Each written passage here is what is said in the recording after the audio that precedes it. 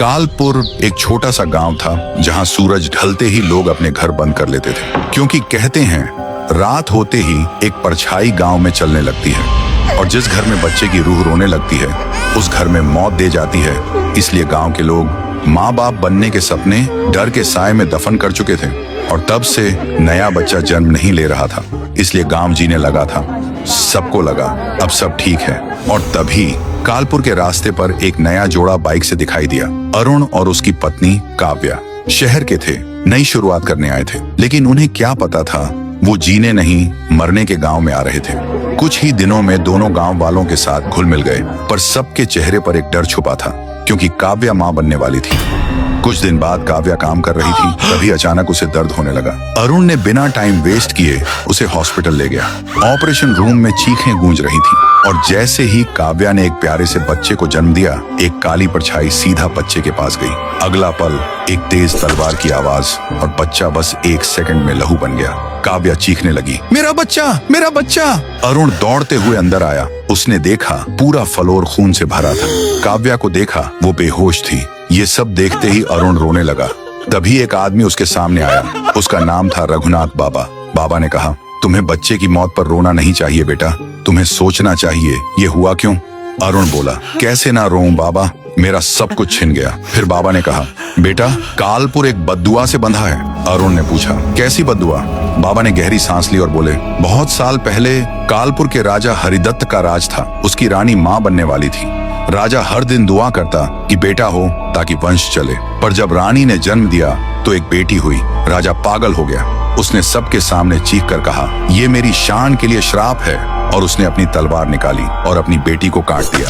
रानी चीख पड़ी, हरिदत्त तूने अपने खून को मारा है।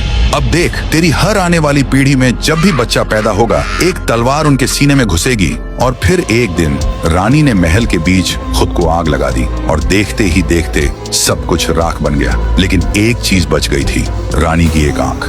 कहते हैं वो आंख कभी जली ही नहीं और उस आंख में रानी का श्राप बस गया। उस दिन के बाद से जब भी कालपुर में कोई बच्चा जन्म लेता है वो आंख सब देखती है और रानी एक परछाई बनकर वापस आती है उस बच्चे का दिल ले जाने। ये सुनकर अरुण का गला सूख गया। फिर बोला, बाबा उसका कोई उपाय नहीं है क्या। बाबा धीरे से बोले, एक ही उपाय है बेटा। उस महल के अंदर जहाँ रानी ने खुद को जलाया था वो आंख अब भी वहीं रहती है। अगर तू उस आंख को ढूंढकर अग्नि में जला पाए तभी ये श्राप खत्म होगा। अरुण सोचता है, फिर बोलता है, बाबा मैं करूंगा ये। फिर रात के 12 बजे अरुण हवेली गया। हवेली में हर तरफ एक अजीब सन्नाटा था और दीवारों से जैसे पुरानी चीखें गूंज रही थीं। अरुण के पैर बढ़ते गए, पर हर कदम के साथ हवा ठंडी होती जा रही थी।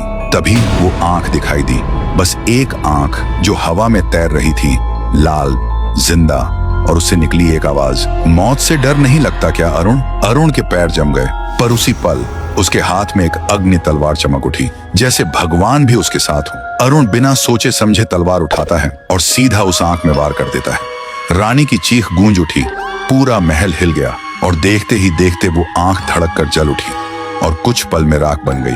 फिर सुबह हुई। अरुण बाबा के पास जाकर बोला, श्राप खत्म हो गया बाबा। बाबा मुस्कुराए और बोले, बेटा हर श्राप खत्म नहीं होता, वो बस सो जाता है। और उस दिन के बाद कालपुर में सब कुछ शांत लग रहा था। लोगों ने सोचा अब सब ठीक हो गया है, न चीखें, न मौत, न डर। लेकिन एक अजीब बात भी थी, जितनी शादीशुदा औरतें थीं सब एक साथ मां बनने वाली थी। तो दोस्तों, कालपुर के हर घर में अब एक नई मां है। लेकिन अब सवाल ये है, वो मां जिंदा बचेगी भी या नहीं। अगर पार्ट 2 चाहिए है तो कमेंट करो, पार्ट 2 चाहिए।